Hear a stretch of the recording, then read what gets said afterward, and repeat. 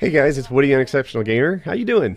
I'm doing good. I'm doing really good, and I'll tell you why. So here's the story. About a week ago on Painkiller Already, I talked a little bit about internet haters, and I described them as weak people. In their heads, in their twisted little minds, they think to themselves, I'm not afraid to say what I think on the internet.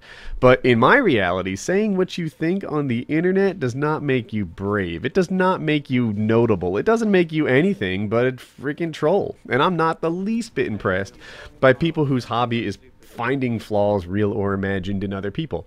So there's this one internet troll, ObviouslyJesus, who said, you know what? I'd like to beat Woody up in real life. I'd like to do that. Now, mind you, I didn't come after him. I never mentioned his name. This guy has been talking about, like, calling my son horrible names. He's been talking about raping my wife and my daughter nonstop. And I just didn't talk to him, right? Because what this guy is really about, what really drives him, it's just subs and views, subs and views. And I don't really have a problem with that. I mean, you can go off subs and views. I'm fine. You're good to go. These YouTube channels can be like little businesses, and if he's trying to fund his next vacation out west or whatever the hell he's doing, then fine. Do your thing. But what's not good is when you base your whole channel on hurting other people, especially my children. And that's really become the drive of what he does on Twitter and what he does with his channel all the time. You know, someone will say, I remember one time someone was like, you know, I've got some black video, like with nothing to fill it. What should I do? He's like, how about you stick Woody's retarded and son in there? That's not cool. That's not nice. But that's lightweight for this guy. Here he is saying, Woody, can I rape your wife after I beat you in Boston? I'm sure that won't be that traumatizing compared to what I do to you. What a sweetheart of a guy, right? Now, I'm sure this is based on that misquote from Painkiller Already. But still, like, you need to know what this guy is. You need to know what he's about. He's just a troll, right? He'll say anything, he'll do anything. And you think to yourself, well, wait a minute. Maybe he has some inner meaning. Maybe he has something going on in his head. Maybe he has a valid point. He doesn't have a point. All he wants to do is find some way to benefit off of other people's pain. That's how this guy is built. And I should perhaps take a minute to explain his side of the argument, if you can call it an argument. Like, I've never spoken to this guy, never asked for any of this. This is just something that he's completely invented and done while I look the other way. This is what he says. He says, it is okay to share your life and to share your personal experiences and thoughts on YouTube, because he does that too. He says it is okay to put ads on your videos, because he does that too. It is okay to share personal things and put ads on those videos, because he does that too. But what's not okay is to put an advertisement for a little, like, paper toss game for an iPhone on a video that has my son on it, right? He acts as if that is some sort of giant, you know, child exploitation issue. And it's not, right? Of course, anybody who's thinking can see how ridiculous that is.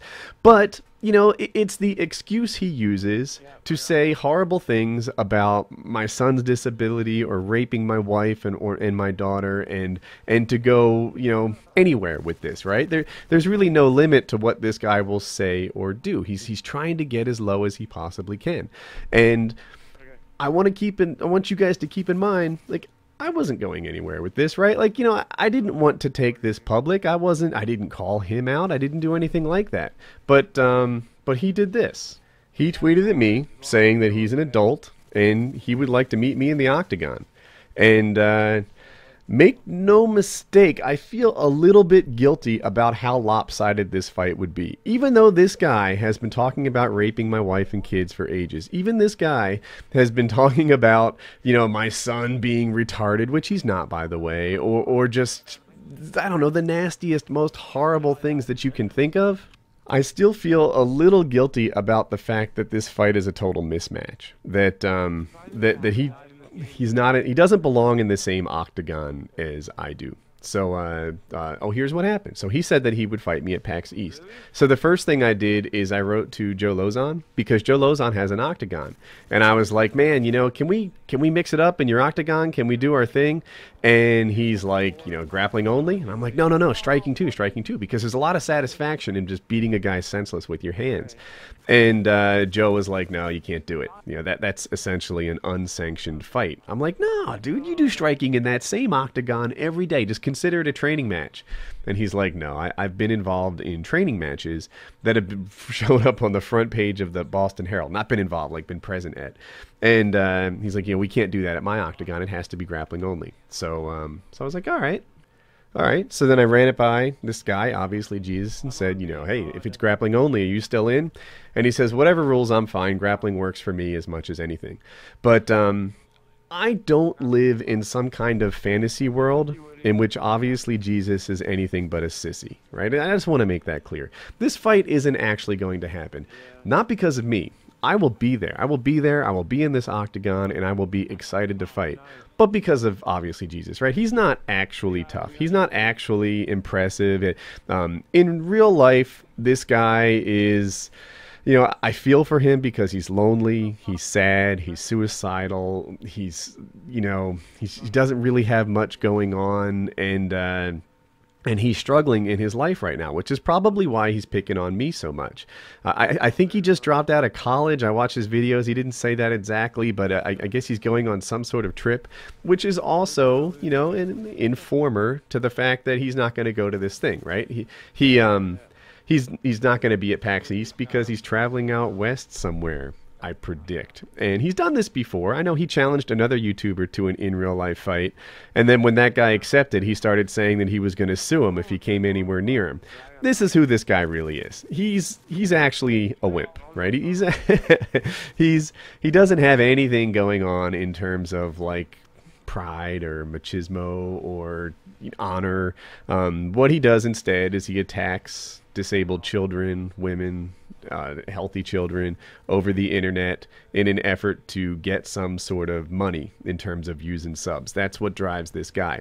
And, like I explained before, he's tried to make some sort of point that the reason he insults my child daily and calls him retarded and compares him to his bowel movements is that he actually loves him somehow and wants to, protect him.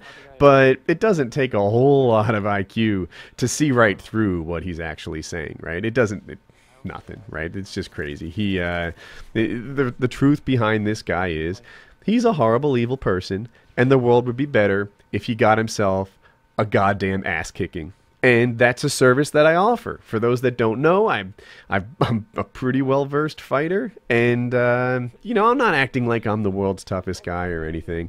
But I've done some training, and I am more than capable of handing this guy's ass to him. I am more than capable. Anything that happens in this octagon will be what I decide should happen. That's how it will go. Nothing is going to happen that he hopes will happen. And, I've been on both sides of that. I've fought pros before. I've trained with pros. I haven't actually fought pros. Don't let me kid you. But, I've been in fights where nothing that I try to do actually works out. And that's the experience that he's going to have. That's exactly how it's going to go down. So I hope he shows. I predict that he won't. I predict that he'll find some excuse to be the person he actually is, incredibly cowardly, and he'll back down. That's what's really going to happen. I don't live in a fantasy world where he somehow grows a set of balls. That's never going to happen. But I do live in a world where I'm more than happy to accept his challenge. Keep in mind, he's an adult. He's slightly bigger than me. He's slightly heavier than me, and he came after me. There is not a reason in the world that this guy, who has been attacking my wife and kids for months while I look the other way, and then comes after me and says he wants to have an in-real-life fight in an octagon, there's not a reason in the world why I shouldn't say, okay, you asked for it, you got it. So, obviously, Jesus, you goddamn piece of shit, you asked for it, you got it. Now let's see what you've got. Let's see if you're half the man you think you are. Let's see if you can show, because I'm betting that you wimp out. All right, if you like the video, be sure to click on like. If you're new around here and you like the video, you can click on subscribe in the top right. 2 videos you may have missed. The top one is a game battles match I had with Team Art. We played a team who was really quite good and did our best against them. The bottom one is Painkiller Already, episode 82. As I record this, the episode hasn't even happened yet. So I don't know if it sucked or if it was awesome. But let's hope for awesome, and have a good night.